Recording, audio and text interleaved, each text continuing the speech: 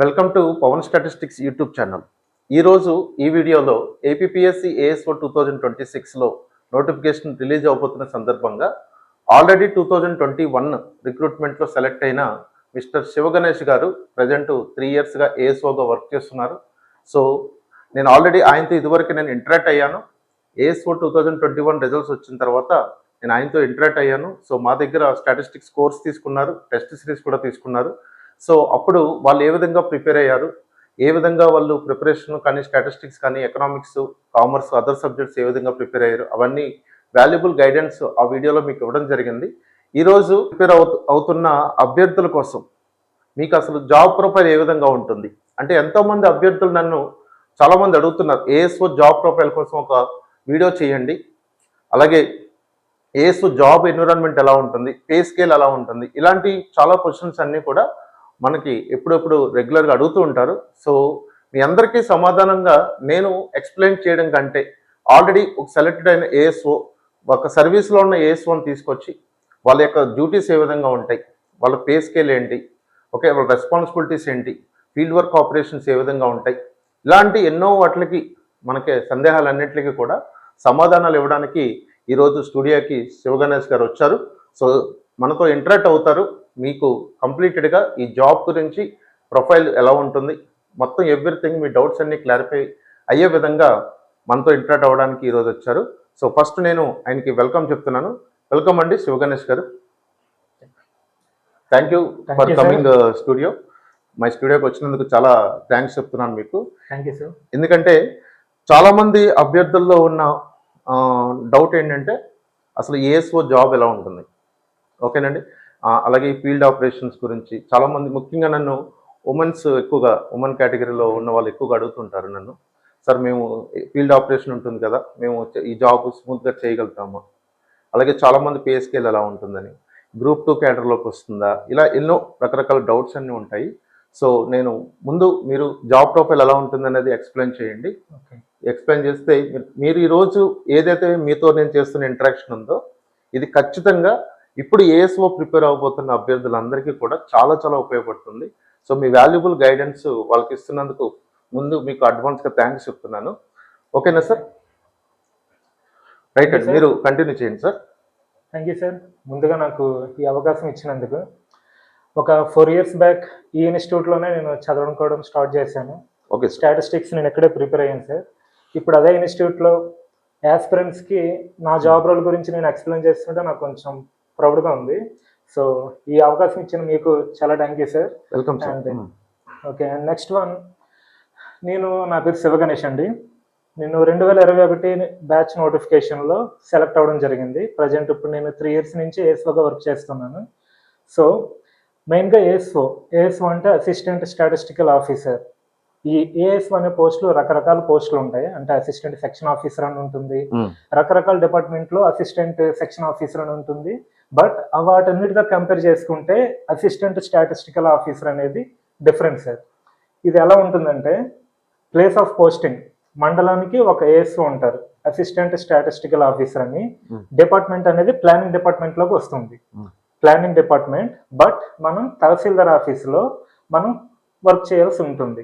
But వేరే అన్ని రకాల డిపార్ట్మెంట్స్తో, either agriculture or revenue or panchayati department, రకరకాల డిపార్ట్మెంట్స్తో మన వర్క్ అనేది ఇన్వాల్వ్ అయ్యి ఉంటుంది. సో మీకు ఇన్ డీటెయిల్గా ఎవరైతే ఏఎస్ఓకి ఇప్పుడు ప్రిపేర్ అవుదామని అనుకుంటున్నారో వాళ్ళకి నేను ఇప్పుడు చెప్పబోయే జాబ్ రోల్ కానీ ఆ జాబ్ చార్ట్ కానీ మీకు కొంచెం ఇన్స్పిరేషన్గా ఉండి, మీరు కూడా ఇంకొంచెం నేను కష్టపడి చదివితే ఒక 2-3 మంత్స్ 2-3 ఇయర్స్లో నేను కూడా ఇదే రోల్స్ చేస్తాను కదా అని చెప్పి మీకు ఇన్స్పిరేషన్గా ఉంటుందని చెప్పి మీకు ఏఎస్ఓ జాబ్ రోల్ గురించి ఎక్స్ప్లెయిన్ చేయడం జరుగుతుంది. And first thing is sir, ఇందాక మీరు చెప్పిన పాయింట్లో ఒక చిన్న పాయింట్ నాకు నచ్చింది. ఏంటంటే చాలా మంది అభ్యర్థులు ఏఎస్ఓ అంటే అసిస్టెంట్ సెక్షన్ ఆఫీసర్ అనుకునే అభ్యర్థులు కూడా ఉన్నారండి. అందుకే ఇది గ్రూప్ 2లో ఉంటుంది కదా సార్ అని అడుగుతుంటారు నన్ను ఏఎస్ఓ అనేది. సో చాలా ఇంపార్టెంట్ క్లారిఫికేషన్ అండి. అసిస్టెంట్ స్టాటిస్టికల్ ఆఫీసర్ వేరు, అసిస్టెంట్ సెక్షన్ ఆఫీసర్ వేరు. అది గ్రూప్ 2లో ఎగ్జిక్యూటివ్ క్యాడర్ పోస్ట్ అది. నెక్స్ట్, ఏఎస్ఓ జాబ్ అనగానే ప్రతి ఒక్కరికి ముందు ఒక జాబ్కి ప్రిపేర్ అవుతున్నాం అంటే మనం ముందు తెలుసుకోబోయేది దానివల్ల వచ్చే బేసిక్ పే ఎంత, శాలరీ ఎంత, మనం ఆ డీటెయిల్స్ మనం తెలుసుకోవాల్సి ఉంటుంది. సపోజ్ మీలో ఇప్పుడు ప్రిపేర్ అవుతున్న వాళ్ళు ఏఎస్ఓగా సెలెక్ట్ అయిన తర్వాత మీరు ఫస్ట్ తీసుకునే శాలరీ బేసిక్ పే 37,640, అంటే అది బేసిక్ పే. దానికి అడిషనల్ అలవెన్సెస్ ఏమేమి ఉంటాయంటే DA, basic pay plus 37.31% basic పేలో యాడ్ అయి ఉంటుంది. అండ్ హెచ్ఆర్ఏ అనేది మీరు జాబ్ చేసే లొకేషన్ బట్టి డిపెండ్ అయి ఉంటుంది. Either 10% or 12%, 16% or 24%. Job location బట్టి ఉంటుంది. జాబ్ లొకేషన్ బట్టి. సపోజ్ నేను ఇప్పుడు ఏజెన్సీ ఏరియాలో చేయడం వల్ల, దట్ డిస్ట్రిక్ట్ హెడ్ క్వార్టర్లో పనిచేయడం వల్ల నాకు వచ్చే హెచ్ఆర్ఏ 16%. ఇప్పుడు మీరు జాబ్ లొకేషన్ ఏంటి సార్? కరెక్ట్ గా మండల్ ఏంటి మీది? Paderu mandal, Alluri Sitaramaraju district. Alluri Sitaramaraju district. So ఇప్పుడు మీకు వచ్చే స్లైడ్ ఏది? స్లైడ్ 16%. ఆ స్లాబ్ వస్తుంది. Yes sir. హెచ్ఆర్ఏ రైట్ అండి. Okay. Okay. And next, if in case agency ఏరియాలో మనం వర్క్ చేస్తూ ఉంటే అడిషనల్ అలవెన్సెస్ ఉంటాయి. లైక్ అడిషనల్ హెచ్ఆర్ఏ అంటారు. 2,000 ఉండొచ్చు, లేదా 800 ఉండొచ్చు, లేదా 1,200 ఉండొచ్చు, ఏదైనా. అంటే ఆ ఏరియా బట్టి డిపెండ్ అయి ఉంటుంది. Okay. And next agency allowances 800 నుంచి 1,100 వరకు ఉంటుంది. అడిషనల్ హెచ్ఆర్ఏ ఉంటుంది అండ్ ఏజెన్సీ అలవెన్సెస్ కూడా ఉంటుంది. మనం ఏజెన్సీ ఏరియాలో వర్క్ చేసేలా ఉంటాయి. అండ్ నెక్స్ట్ ఎఫ్ఏసి అనేది అందరికీ ఉండకపోవచ్చు. సపోజ్ మీరు రీసెంట్గా సెలెక్ట్ అయ్యారు అనుకుందాం, జాబ్లో సెలెక్ట్ అయిన తర్వాత ఒక ఏఎస్ఓ అనేవారు ఒక మండలానికి అధికారిగా ఉంటారు. బట్ కొన్ని సందర్భాల్లో స్టాఫ్ లేనప్పుడు ఒక ఏఎస్ఓని వేరే మండలానికి కూడా ఫుల్లీ అడిషనల్ ఛార్జ్ కింద అలాట్ చేయడం. Yes sir. ఓకే. సో అప్పుడు ఏంటంటే ఈ 37,640 ఏదైతే బేసిక్ పే ఉందో, మీరు రెగ్యులర్ మండల్లో పనిచేసేటప్పుడు basic pay plus DA plus HRA ఇవన్నీ వస్తాయి. దానితో పాటు మీరు ఎఫ్ఏసీగా 1 year పనిచేస్తే 1 yearలో మొదటి 3 months అనేవి మన బేసిక్ పే ఏదైతే ఉందో దాంట్లో 1/5 అనేది మొదటి 3 నెలలకి వస్తుంది సార్. ఎక్స్ట్రాగా. ఎన్ని మండలు ఇస్తారండి జనరల్ గా? అది ఏదైనా లిమిట్ ఉందా? Naturally 1 or 2. 3 మండల్స్ కూడా చేస్తున్నారు. ఈవెన్ నేను జాయిన్ అయినప్పుడు ఇనిషియల్ గా 1 మండలం ఇచ్చారు, ఆ తర్వాత 2 మండలాలు ఇవ్వడం జరిగింది. సో ఇప్పుడు రిక్రూట్మెంట్ తో పాటు మీకు కొంచెం రిలీఫ్ వచ్చే అవకాశం. ఇప్పుడు 251 మెగా నోటిఫికేషన్ కాబట్టి మీరు ఎవరైతే రేపు పొద్దున్న ఏఎస్ఓగా మీరు వర్క్ చేస్తున్నారో మోస్ట్లీ ఒక మండలంలో మాత్రమే పనిచేయడానికి బెనిఫిట్ ఉంది. ఇప్పుడు ఒక మంచి బెనిఫిట్ ఉంది. ఒక మండలంతో హ్యాపీగా జాబ్ ఏమీ లేవు. ఇఫ్ ఇన్ కేస్ మీకు ఒకవేళ మీరు చేస్తున్నా సరే మనకి మొదటి 3 నెలలు 1/5 అనేది మనకి అడిషనల్ గా వస్తుంది. అండ్ నెక్స్ట్ 3 months అనేది 1/10 అనేది మనకి అమౌంట్ అడిషనల్ గా వస్తుంది బేసిక్ పే పైన.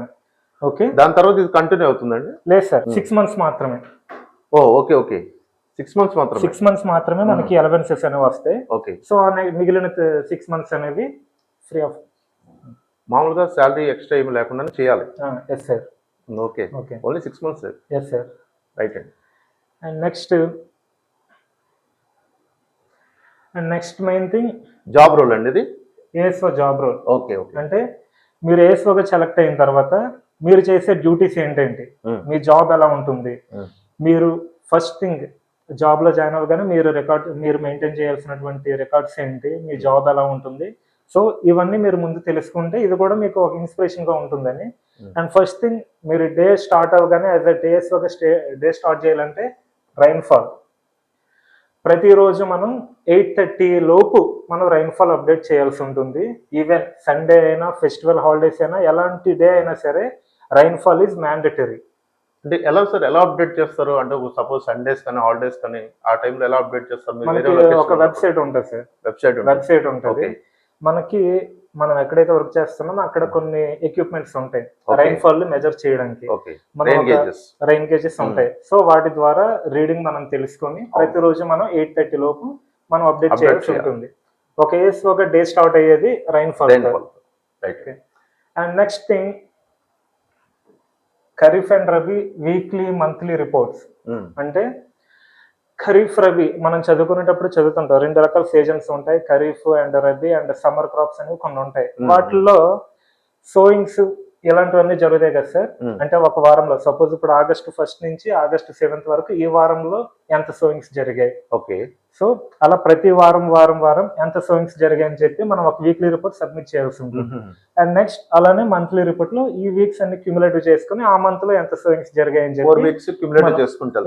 మనం మంత్లీ రిపోర్ట్స్ అనేవి సబ్మిట్ చేయాల్సి ఉంటుంది. Okay. And next advance estimates. Hmm. మనం అంటే ఈ మంత్లీ రిపోర్ట్స్ వీక్లీ రిపోర్ట్స్ ఏవి ఉంటాయి, వీటికి అడిషనల్ గా అడ్వాన్స్ ఎస్టిమేట్స్ అనేవి కూడా ఉంటాయి సార్. అవేంటంటే యాజ్ ఆన్ డేట్ ఎంతవరకు సోయింగ్స్ జరిగాయి, Hmm. ఇన్ ఫ్యూచర్ అంటే మనకి జూన్ నుంచి అక్టోబర్ 15 ఆ టైం వరకు మన ఖరీఫ్ సీజన్ అనేది ఉంటుంది. ఆ తర్వాత మనకి రబీ సీజన్ మొదలవుతుంది. ఓకే. సో అయితే ఇప్పుడు ఏంటంటే ఈ అడ్వాన్స్ ఎస్టిమేట్స్ అనేవి ఖరీఫ్ అండ్ రబీకి సంబంధించి మనం సబ్మిట్ చేయాల్సి ఉంటుంది సార్. అంటే యాజ్ ఆన్ డేట్ మనం ఎంతవరకు సోయింగ్స్ జరిగాయి, ఇన్ ఫ్యూచర్ ఆ సీజన్ లో ఇన్ ఫ్యూచర్ ఎంతవరకు సోయింగ్స్ జరగచ్చు ఓకే. మనం ఎస్టిమేట్ చేసి మనం పంపించాల్సి ఉంటుంది. Okay. And timely report area statistics Hmm. అంటే వీటిని టిఆర్ఏఎస్ అని అంటారు సార్. ఓకే. టిఆర్ఏఎస్ అంటే ఏంటంటే సపోజ్ మనం ఒక శాంపిల్ తీసుకుంటాం. అంటే మీరు స్టాటిస్టిక్స్ చదువుతున్నప్పుడు శాంప్లింగ్ మెథడ్స్ సోయన్స్ అనే మనం కాన్సెప్ట్ చదువుకుంటాం కదా, Hmm. దానిని మనం సబ్జెక్ట్ లో అప్లై చేయాల్సి ఉంటుంది కొన్నిసార్లు. అంటే Okay. మనం డైరెక్ట్ గా చేయం సార్, మన డిపార్ట్మెంట్ చేస్తుంటుంది. బట్ మనం రిపోర్ట్స్ ఇస్తాం. బట్ మన నాలెడ్జ్ కోసం నేను ఇప్పుడు చెప్పడం జరుగుతుంది. సార్ నాకు ఒక చిన్న డౌట్, మీకు అడ్డొస్తున్నాను. చెప్పండి సార్. ఇప్పుడు మనం స్టాటిస్టిక్స్ ఒక సిలబస్ ఫ్రేమ్ చేశాం. Hmm. అలాగే ఇప్పుడు డిగ్రీలో 3 years స్టాటిస్టిక్స్ ఉన్న వాళ్ళు ఎలిజిబుల్ టు, అలాగే 1 year స్టాటిస్టిక్స్ ఉన్న ఎలిజిబిలిటీ అనేది క్వాలిఫికేషన్ ఇచ్చారు. 1 semester ఉన్న ఎలిజిబిలిటీ అనేది. Yes, sir. ఇక్కడ నాకు నేను అడిగే డౌట్ ఏంటంటే స్టూడెంట్స్ తరఫున నేను అడుగుతున్నా, Okay. స్టూడెంట్స్ తరఫున నేను అడుగుతున్నా, నాకు క్లారిటీ ఉంది, Okay. బట్ మీ ద్వారా చెప్పిద్దామని చెప్పి. Okay. మనం చదువుకున్న సిలబస్లో, ఈవెన్ మీరు ప్రిపేర్ అవుతున్నప్పుడు మీరు చదువుకున్న సిలబస్లో ఉన్న సబ్జెక్ట్ ఏదైతే ఉందో Hmm. అది మీకు జాబ్ రోల్కి వచ్చేసరికి ఏ విధంగా అప్లై అవుతుంది, ఎక్కడెక్కడ అప్లై అవుతుంది, బ్రీఫ్గా చెప్పగలుగుతారా? ఉంటుంది సార్. యావరేజెస్ అనేవి ఓకే. మనకి అప్లై మెయిన్ యావరేజెస్. సపోజ్ ఇప్పుడు ఈ టిఆర్ఏఎస్ అని ఉన్నాయి. మనం ఈ టిఆర్ఏఎస్ అంటే సపోజ్ ఒక మండల్లో 200 విలేజెస్ ఉన్నాయి అనుకుందాం. 200 విలేజెస్ కి మనం క్రాప్ ఏరియాని మనం చూపించాల్సి ఉంటుంది. ఓకే. బట్ మనం 200 కి ఈ టిఆర్ఏఎస్ రిపోర్ట్స్ ఇవ్వకుండా ఎవ్రీ ఒక 5 year సైకిల్ ఉంటుంది సార్. అందులో 20% ఎలా 5 year సైకిల్ అనేది కంప్లీట్ అవుతుంది. దాన్ని టైమ్లీ రిపోర్టింగ్ ఏరియా స్టాటిస్టిక్స్ అంటారు. ఓకే. ఒక 20% విలేజెస్ తీసుకొని ఆ 20% లో ఎంతైతే క్రాప్ సోయింగ్స్ ఇవన్నీ ఉంటాయో వాటిని మండలానికి యావరేజ్ చేసుకుంటారు. Okay. Like estimation. Yeah, ratio కొన్ని రేషియో మెథడ్స్ ఉంటాయి సార్. దాని ద్వారా వాళ్ళు ఎస్టిమేట్ చేసుకొని సో ప్రొడక్టివిటీ ఎంత, ప్రొడక్షన్ ఎంత, సో అండ్ సో అని చెప్పి వాళ్ళు క్యాలిక్యులేట్ చేయడం జరుగుతుంది. ఈవెన్ క్రాప్ ప్రొడక్షన్స్ కూడా సేమ్ అదే మాదిరి కదా. Yes sir. Crop next production మనకి ఈ టైమ్లీ కానీ జీసీఎస్ అంటారు, ఇంకా నాన్ సీసీ ఎక్స్పెరిమెంట్స్ అంటారు. ఇవన్నీ కూడా మనం చేసే ఈ 3 రిపోర్ట్స్ ఏవైతే ఉంటాయో సార్, ఇవన్నీ మనకి సబ్జెక్ట్ తో కొంతవరకు లింక్ ఉంటుంది. అంటే ఏంటండి జీసీసీఎస్ అంటే? General crop cutting experiments. Crop cutting experiment. Yes sir. Very good. Okay. And ఇవి నాన్ సీసీ ఎక్స్పెరిమెంట్స్ అంటే ఇవి ఫీల్డ్ కి వెళ్ళి చేస్తాం. ఇది ఓవరాల్ గా కొన్నిసార్లు చేయాల్సి ఉంటుంది, కొన్నిసార్లు మనం అంటే ఈ ఎక్స్పెరిమెంట్స్ కి డిఫరెన్స్ అనేది ఉంటుంది. Okay. And next timely reporting area statistics అంటే మనకున్నటువంటి విలేజెస్ లో 20% ఏదైతే విలేజెస్ ఉంటాయో వాటి డేటాని మనం సబ్మిట్ చేయాల్సి ఉంటుంది. ఓకే. Okay sir. దీన్ని వాళ్ళు యావరేజ్ చేసుకుంటారు అనమాట, వాళ్ళ మండలికి ఎంత అండ్ నెక్స్ట్ జనరల్ సీసీ ఏదైతే ఏఎస్ఓలో ఏదైనా కొంచెం హార్డ్ రెస్ట్ థింగ్ ఏమైనా ఉంది అంటే అది క్రాప్ కటింగ్ ఎక్స్పెరిమెంట్. ఎందుకంటే ఇవి మాత్రమే ఫీల్డ్కి వెళ్ళి చేయాలి. ఓకే. ఎలా అంటే సపోజ్ ర్యాండమ్ గా ఒక 200 విలేజెస్ ఉన్నాయి అనుకుందాం సార్. సమ్ బేసిస్ పైన కొన్ని విలేజెస్ ని సెలెక్ట్ చేస్తారు, ఏబిసి అనే విలేజెస్. అందులో అగ్రికల్చరల్ డిపార్ట్మెంట్ వాళ్ళు కొన్ని ఎక్స్పెరిమెంట్ చేయాల్సి ఉంటుంది. ప్లానింగ్ డిపార్ట్మెంట్ అంటే ఏఎస్ఓగా ఇప్పుడు మనం సెలెక్ట్ అయితే వెళ్ళేది మనం ప్లానింగ్ డిపార్ట్మెంట్ లో ఏఎస్ఓగా వర్క్ చేస్తాం. మన ప్లానింగ్ డిపార్ట్మెంట్ వాళ్ళు ఒక 3 చేయాల్సి ఉంటుంది, వాళ్ళు కూడా ఒక 3 చేయాల్సి ఉంటుంది. సో అంటే నెంబర్ అనేది ఫిక్సేషన్ కాదు, ఏరియా బట్టి మారుతుంది. సో అగ్రికల్చర్ డిపార్ట్మెంట్ కొన్ని ఎక్స్పెరిమెంట్స్ మనం కొన్ని చేస్తాం. ఇవేంటంటే ఫీల్డ్ కి వెళ్ళాలి సార్. సపోజ్ పాడేరులో 200 విలేజ్లు ఉన్నాయని అనుకుందాం. 200 విలేజ్లు ఉన్నాయనుకుంటే ఒక 6 విలేజ్ లో లేదా 5 విలేజ్లోనూ ఈ జనరల్ సిసిఎస్ కండక్ట్ చేయాల్సి ఉంటుంది. అంటే ఫీల్డ్ కి వెళ్ళి సపోజ్ ఈ జీసీఈఎస్ అంటే ఏంటంటే ఎందుకోసం అంటే సార్ మనకి ఈ క్రాప్ ఈల్డ్స్ ఉంటాయి కదా సార్. సపోజ్ ఇప్పుడు ప్యాడీ ఉంది, ప్యాడీ అనేది ఈల్డ్ ఎంత వస్తుంది, Yes. దాని ప్రొడక్షన్ ఎంత ఉంటుంది, Estimations. ప్రొడక్టివిటీ ఎంత ఉంటుంది, అవన్నీ ఈల్డ్స్ అనేవి మనకి రిపోర్ట్స్ మనం చూస్తూ ఉంటాం ఎకనామిక్స్ లో చదివేటప్పుడు. అవును. బట్ దీన్ని బేస్ చేసుకుని అవన్నీ వాళ్ళు క్యాల్కులేట్ చేసుకుంటారు right. Each and every detailed గా. అంటే ఈ ప్రతి ఇప్పుడు సపోజ్ ఇప్పుడు ఏదైనా ఒక ఎక్స్ అనే విలేజ్ ఉంది, ఆ విలేజ్ లో ఉన్న ప్రతి రైతు పండించే పంటను మనం కొలవలేము. ఎంత మీరు పండించారు, అవును. లేదంటే ఎంత దిగుబడి వచ్చింది, అవును. ఎంత ఉత్పాదకత వచ్చింది, ఇవన్నీ ప్రతి ఒక్కరి దగ్గర నుంచి మనం తెలుసుకోలేము. అవును. కాబట్టి కొంత శాంపుల్ కోసం ఈ జీసీఎస్ అనే దాన్ని మనం తీసుకొని క్రాప్ కటింగ్ ఎక్స్పెరిమెంట్స్ మనం కండక్ట్ చేస్తాం సార్. కొన్ని రకాల పంటలు సర్వేస్ కండక్ట్ చేస్తారు. చేసి డిజైన్స్ చేసి some area some productivity or some production ఎంతో కొంత వస్తే దానిని కొన్ని మెథడ్స్ ద్వారా మనం మండల్కి, స్టేట్ కి, Apply చేస్తాం. అలానే నేషనల్ కూడా మనం అప్లై చేయాల్సి ఉంటుంది. Right. So after rainfall GCS is the heart ASO job కి. ఓహో. ఈ రెండు చాలా key roles sir Okay. ASO job role. ఇది కూడా రెగ్యులర్ గా ఉంటుందండి? ఉండదు కదా. సీజన్ కి ఒకసారి ఉంటుంది సార్. సీజన్ కంటే ఆ సపోజ్ సీజన్ లో ఇప్పుడు ఉంటుంది. ఖరీఫ్ సీజన్ లో అంటే ఏరియా బట్టి ఉంటాయి సార్. కొన్ని ఏరియాస్ లో 20 ఎక్స్పెరిమెంట్స్ ఉండొచ్చు, అందులో 10 ఏఎస్ఓకి 10 అగ్రికల్చర్ డిపార్ట్మెంట్ వాళ్ళకి ఉండొచ్చు. అలానే కొన్ని మండలాల్లో 6 ఉండొచ్చు. అలా ఆఫ్ ఏరియా బట్టి ఉంటుంది. ఏరియా బట్టి ఉంటుంది అండ్ ఏరియా బట్టి క్రాప్స్ బట్టి ఉంటుంది. And next daily, monthly, quarterly prices collection.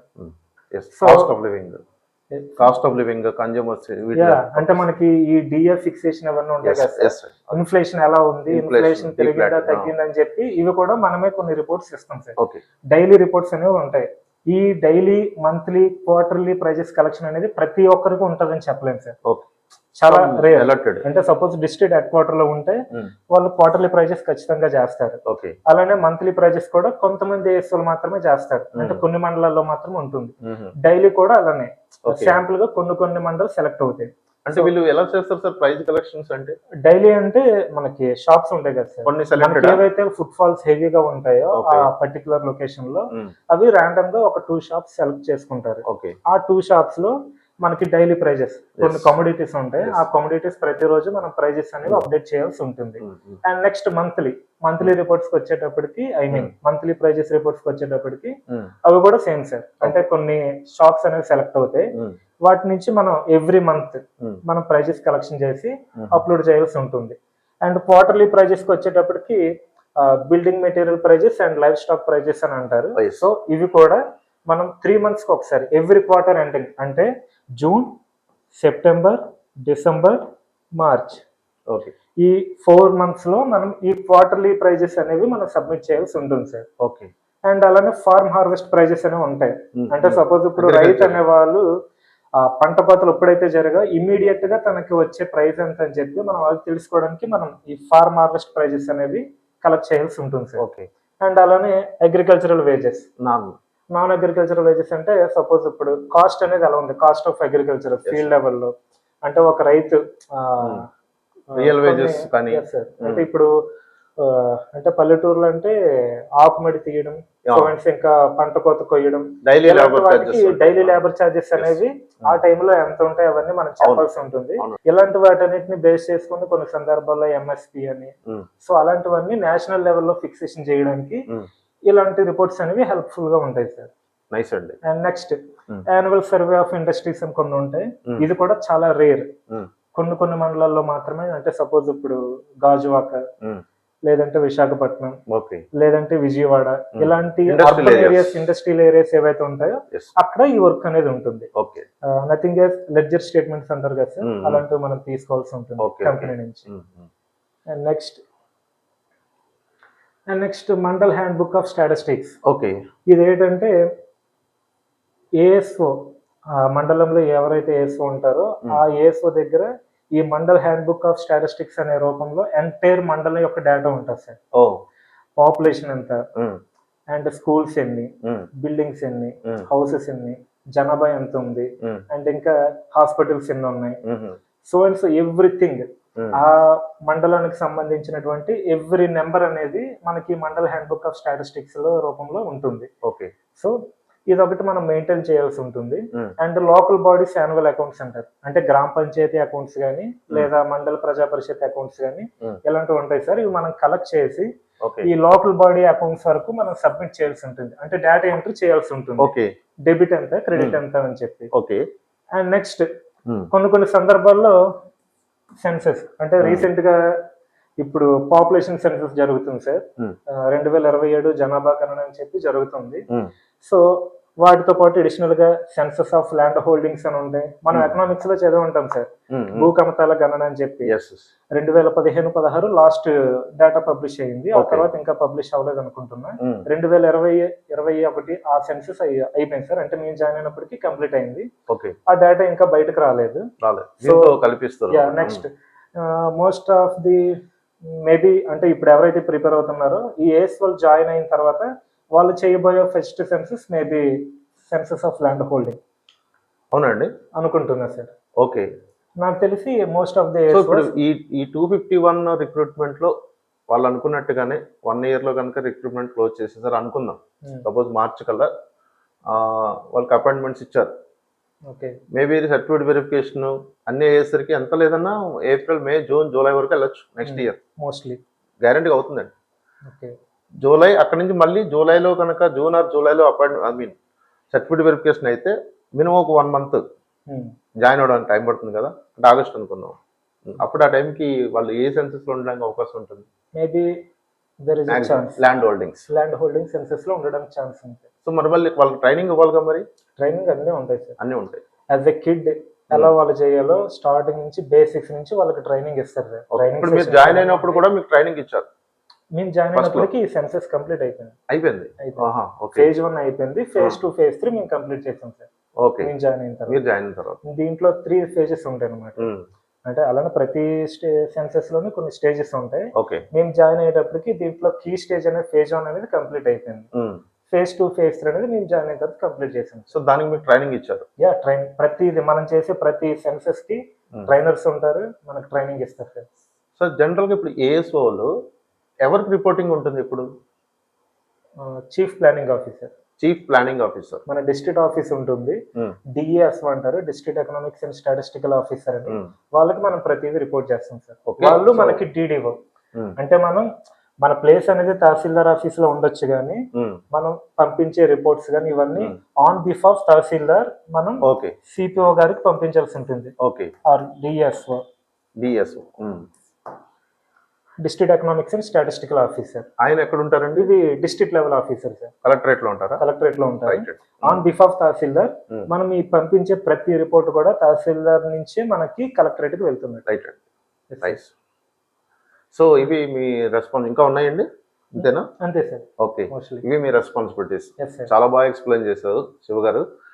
So చాలా క్లారిటీగా మీరు చేసే డ్యూటీస్ ఏంటి, ఇప్పుడు రేపు పొద్దున్న అభ్యర్థులు సెలెక్ట్ అయిన తర్వాత ఈ 251 మంది ఏం చేయబోతున్నారు? నాకు తెలిసి చాలా వరకు క్లారిటీ వచ్చింది, ఈవెన్ పే స్కేల్ గురించి కానీ. అండ్ కొంతమంది అభ్యర్థులు ఎక్కువగా నా దగ్గర మెసేజ్లు పెడుతున్న వాళ్ళు పర్సనల్గా ఇప్పుడే కాదండి, 2021 నుంచి మీరు ప్రిపేర్ అవుతున్నప్పటి నుంచి కూడా చాలామంది పెడుతున్న కొన్ని డౌట్స్ ఉన్నాయి, నేను రాసుకున్నాను. అది కొంచెం నాకు ఆన్సర్ చేయడానికి కొంచెం హెల్ప్ చేయండి. ఇది పోస్టింగ్ అనేది చాలామంది ఎక్కువ అడుగుతుంది ఏంటంటే ఈ ఉమెన్ కేటగిరీ వాళ్ళు ఎలా ఉంటుంది అంటే, ఇప్పుడు జనరల్గా ఉమెన్ కేటగిరీ వాళ్ళు అంటే ఇప్పుడు బ్యాంక్ జాబ్స్ ప్రయారిటీ ఇస్తుంటాం. బ్యాంక్స్లో ఏదైనా క్లరికల్ క్యాడర్ లేకపోతే ప్రొఫెషనల్ ఆఫీసర్స్ ఇలా ఉంటాయి, లేకపోతే రైల్వేస్ కానీ ఎక్కువ చూస్తుంటాం. అలాంటిది ఈ ఏఎస్ఓకి వీళ్ళకి ఫీల్డ్ ఆపరేషన్స్ అనేవి ఉంటాయి కాబట్టి ఇది ఎలా సూట్ అవుతుంది? వాళ్ళకి కంఫర్టబుల్గా చేసుకోవచ్చు మరి మన సెలెక్ట్ అయిన వాళ్ళందరూ కూడా మన దాంట్లో కూడా మోస్ట్ ఆఫ్ ది ఉమెన్సే కదా. 24 మెంబర్స్ లో ఏదర్ 20 మెంబర్స్ ఉమెన్సే, అప్పుడు ఓన్లీ 4 మెంబర్స్ అనుకుంటున్నాను, 4 or 5 అరౌండ్. సో ఉమెన్స్ కైనా బాగానే ఉంటుంది సార్ పోస్ట్ అనేది.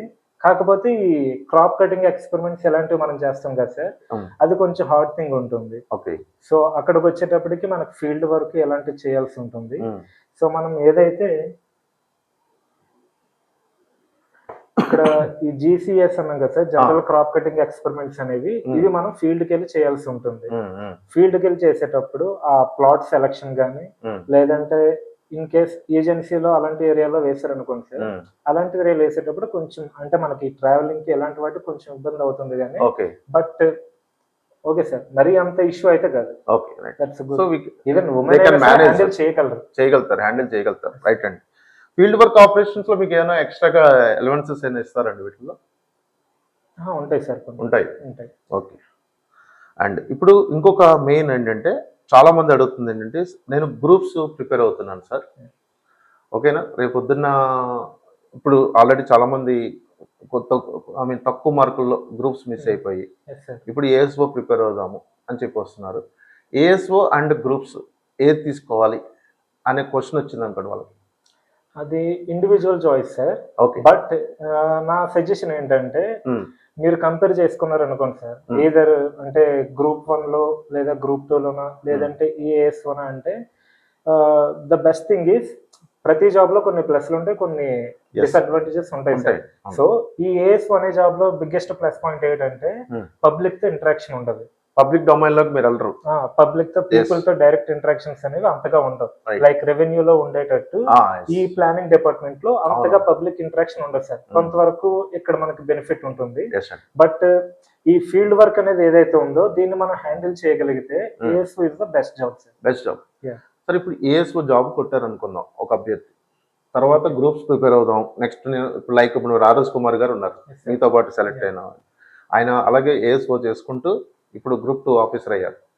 అలా గ్రూప్స్ రేపొద్దున టార్గెట్ పెట్టుకుని ప్రిపేర్ అవ్వడానికి ఏఎస్ఓ జాబ్ సూటబుల్గా ఉంటుందా? అంటే సఫిషియంట్ టైం కానీ అంత వర్క్ అంతా అయిపోయిన తర్వాత ప్రిపరేషన్ చేయడానికి టైం దొరుకుతుందా? అంటే నాకు అర్థమైంది ఏంటంటే మీరు చెప్పారు పబ్లిక్ డొమైన్తో ఉండదు సార్ పెద్దగా అని చెప్పి. సో పబ్లిక్ డొమైన్తో ఎప్పుడైతే ఉండదో కొంచెం పీస్ఫుల్గా ఉంటుంది మీ జాబ్ కానీ మీ మైండ్ అంతా ఎవ్రీథింగ్. సో మీరు మళ్ళీ ఎఫర్ట్ పెట్టచ్చు. మీరేమైనా ఇలా ఇప్పుడు చేస్తున్నారా, ప్లాన్ చేస్తున్నారా? చేస్తున్నాం సార్.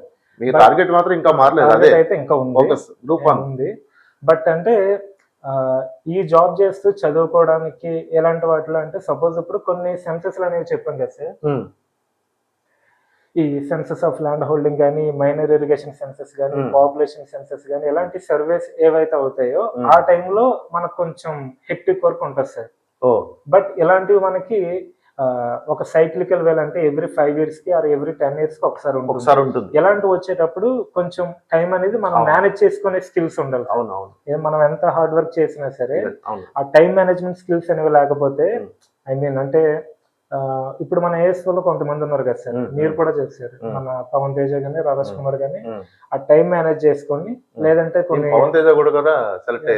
గ్రూప్ 2 కూడా సెలెక్ట్ అయ్యారు. సో అలా టైం మేనేజింగ్ స్కిల్స్ ఈ సెన్సెస్ లో అయ్యేటప్పుడు అయితే కొంచెం హెక్టిక్ వర్క్ ఉంటుంది కానీ, బట్ రిమైనింగ్ టైమ్ లో అయితే కొంతవరకు ఫ్రీ టైం ఉంటుంది కంపేర్ టు అదర్ డిపార్ట్మెంట్స్. అంటే అదర్ డిపార్ట్మెంట్స్ లో కొన్ని పోస్టులు ఉంటాయి సార్, అవి కూడా పీస్ఫుల్ గానే ఉంటాయి.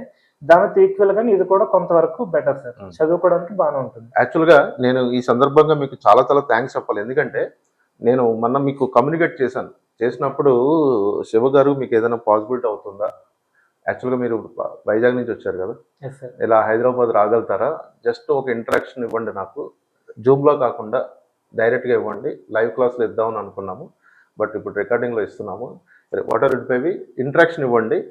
ఇస్తే అది మీరు ఇస్తే ఒక విధంగా ఉంటుంది, బికాస్ నాది సబ్జెక్ట్ పరంగా నాకు ఎక్స్పర్ట్ అవ్వచ్చు, కానీ ఈ ఫీల్డ్ ఆపరేషన్స్ వీటిలన్నింటిలో నాకంటే మీకు బాగా నాలెడ్జ్ ఉంటుంది. మీరు ఆల్రెడీ చేస్తున్న సర్వీస్లో ఉన్నారు కాబట్టి. కానీ మీరు ఫస్ట్ నాకు గుర్తుంది, కొంచెం కొన్ని రోజులు ఆగి పెట్టుకుందాం సార్, ప్రజెంట్ సెన్సెస్లో చాలా బిజీగా ఉన్నామన్నారు, కానీ ఇమీడియట్గా మళ్ళీ మీరే ఫోన్ చేశారు సార్, క్యాండిడేట్స్ అందరికీ హెల్ప్ అవుతుంది ప్రిపరేషన్ స్టార్ట్ చేయడానికి అనుకుంటే కనుక నేను వస్తాను సార్ అని చెప్పి రావడం జరిగింది. చాలా థ్యాంక్స్ అండి సార్. ఆ వీడియో కూడా చూద్దాము, మీరు నాతో ఇంటరాక్ట్ అయిన వీడియో.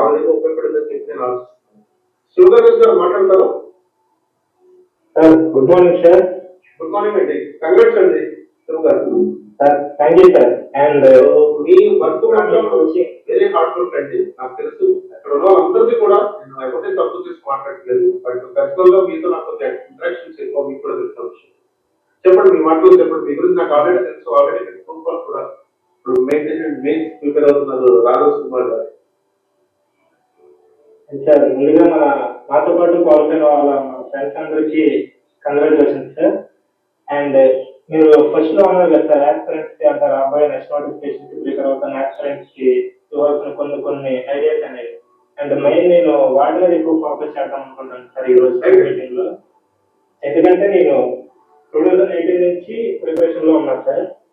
ఇది 2023 లో రిజల్ట్ వచ్చింది. బట్ చాలా మంది ఆస్పిరెంట్స్ ఏం చేస్తారంటే మాకు ఇన్స్టెంట్ రిజల్ట్స్ కావాలి అని, అంటే ఒక బుక్ చెప్పండి చాలు అది మాకు ఫినిష్ చేస్తే జాబ్ వచ్చేయాలి అని అలా ముందుగా దిగుతారు. కానీ అది రియలైజేషన్ అవ్వడానికి ఒక నోటిఫికేషన్ క్రాస్ అవ్వాలి వస్తుంది.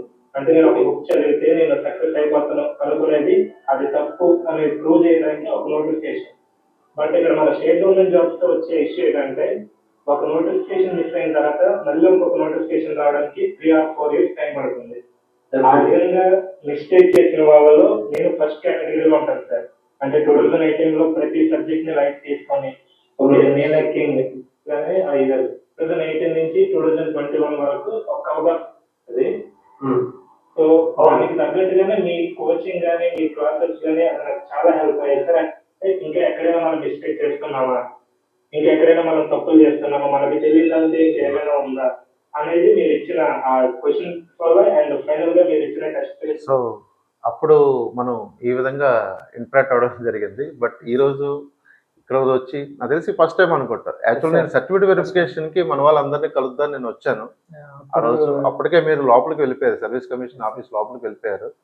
ఆ రోజు రమణి గారిని కానీ మన దుర్గా సాయి గారిని వీళ్ళందరినీ కలవడం జరిగింది. ఆ రోజు మీరు మీ గురించి అడిగితే వెళ్ళిపోయారు సార్ ఆల్రెడీ సర్టిఫికేట్ వెరిఫికేషన్ అన్నారు. నేను ఆ రోజు ఈవినింగ్ వరకు ఉండి వెళ్ళిపోయాను, తర్వాత కలవడం కుదరలేదు. బట్ ఫస్ట్ టైం మీరు మళ్ళీ ఇలా వచ్చి నా దగ్గర స్టూడియో దగ్గరికి వచ్చి నాకు కూడా చాలా ప్రౌడ్గా ఫీల్ అవుతున్నాను. ఎందుకంటే నా వల్లే మీకు ఏమీ జాబ్ రాలేదు, మీకు ఎంత ఎఫర్ట్ పెట్టారో మీకు ఆల్రెడీ నాకు తెలుసు. ఇంతకుముందు ఇప్పుడు ఈవెన్ గ్రూప్ 1కి ఎంత ఎఫర్ట్ పెడుతున్నారో తెలుసు, చాలా కష్టపడ్డారు. బట్ మీకు స్టాటిస్టిక్స్ పరంగా అయితే మాత్రం మీకు మేము మంచి గైడెన్స్ ఇచ్చాము. సో అది మీకు ఉపయోగపడింది. సో దాని పరంగా మీరు ఎప్పటి నుంచో ఎఫర్ట్ పెడుతున్న జనరల్ స్టడీస్ కానీ లేకపోతే ఎకనామిక్స్ మీద కానీ, కామర్స్, ఇందాక మీరు చెప్పిన కరెంట్ అఫైర్స్, ఎకానమీ, పాలిటీ, అలాగే మ్యాథ్స్ అండ్ రీజనింగ్, ఇవన్నీ మీరు చాలా కష్టపడి చదివి స్టాటిస్టిక్స్ కూడా బాగా చదువుకుని మొత్తానికి ఈరోజు జాబ్ సంపాదించారు, సర్వీస్లోకి వచ్చారు.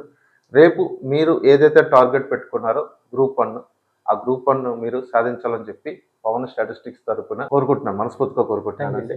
మా స్టూడియోకి వచ్చినందుకు మా అభ్యర్థులందరికీ ఇంత విలువైన గైడెన్స్, అలాగే ఏఎస్ఓ జాబ్ ప్రొఫైల్ ఏ విధంగా ఉంటుంది తెలియజేసినందుకు ధన్యవాదాలు sir. Thank you very much Sivaganesh.